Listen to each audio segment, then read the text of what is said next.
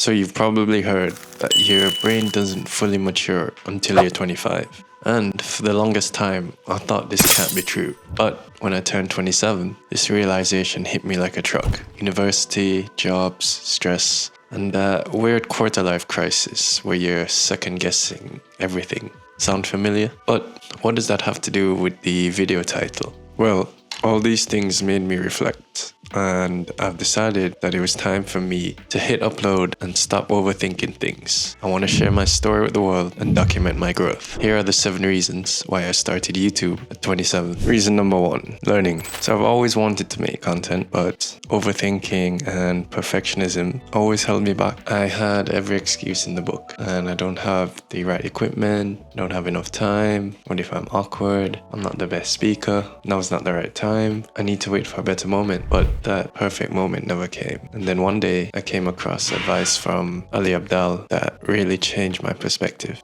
He said, just make your first 7 videos. Don't aim to be perfect, just start. Stop striving for perfection, stop letting it lead you down the road of procrastination and away from what you want to achieve. So here I am, making my first videos, just getting it out there. After all, done is better than perfect. So now I'm ditching the excuses. Before and after my 9 to 5, I'm building something that's truly mine. This 7 video challenge will help me to fall out of that trap of perfectionism and help me build a momentum to creating content while also improving my skills at the same time. Now, that doesn't mean you shouldn't have high standards, but that means finishing what you need to do before you get better. If you're not completing anything, there's no way you're going to improve. You can always go back and refine your work, but if it's not done, there's nothing to improve upon. Reason number 2, breaking the glass ceiling. So let's be real. How many times have you heard, YouTube, you can't do that. You're too old to start. There's too many people making videos. It's saturated. You can't do it. For a brief moment, I fell into the trap. A part of me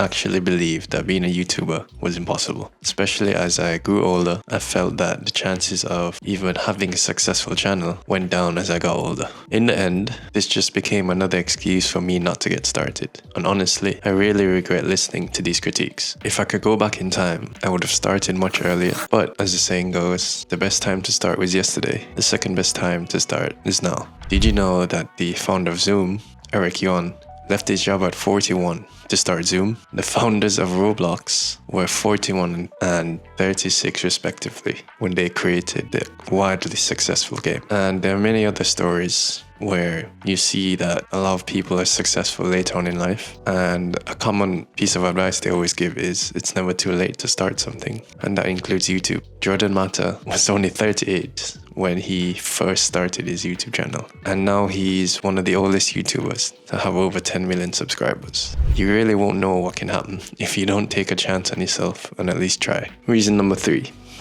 creativity equals freedom. Now, if you've ever worked a 9 to 5, you know how limiting that can feel. You have so many rules to follow, deadlines to meet, and it can feel so restrictive. But YouTube, it's a blank canvas. It's a chance to express yourself and express myself in ways that I wouldn't normally be able to in my 9 to 5. And I've seen the constant success stories of how content creation has allowed people to express themselves or showcase their talents or quirks through their videos. And some of these people even make successful brands off it. Now, one of the most famous people you don't know that started off on YouTube was Justin Bieber.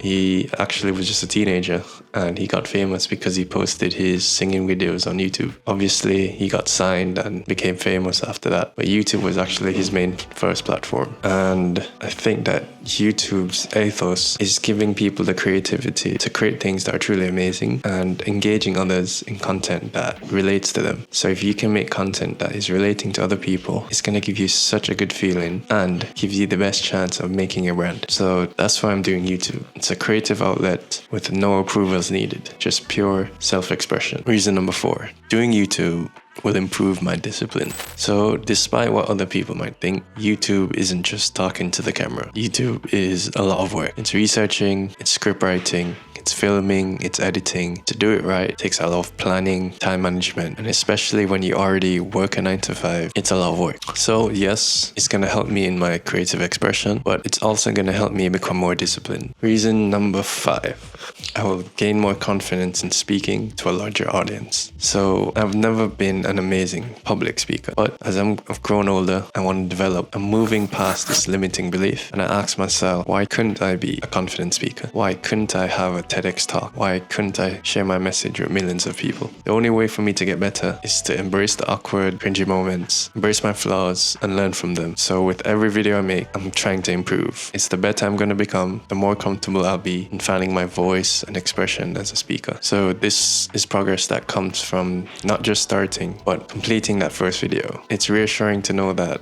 I'll be reaping the benefits of putting myself out there, not just in YouTube, but in my everyday life. And did you know that Warren Buffett had a great fear of public speaking? And it was so bad that he actively avoided situations where he had to speak in front of others. Obviously, instead of letting this fear get the best of him, he actively tried to change it. And he actually took a public speaking course. And in a way, YouTube is my public speaking course. It's given me the chance to practice speaking publicly in a controlled environment over and over again until I become more confident, more comfortable. Reason number 6. YouTube will help you become a better leader and help you manage people. So obviously you know that big YouTubers aren't just a one-man show. Yes, a lot of them started off just 1 or 2 people who were really passionate people, or a duo eager to share their work. Oftentimes it transforms into a team effort. Let's think of Smosh, Rhett and Link. Both started their YouTube channels on their own, but have completely transformed into a massive team effort. And most fast-growing YouTube channels nowadays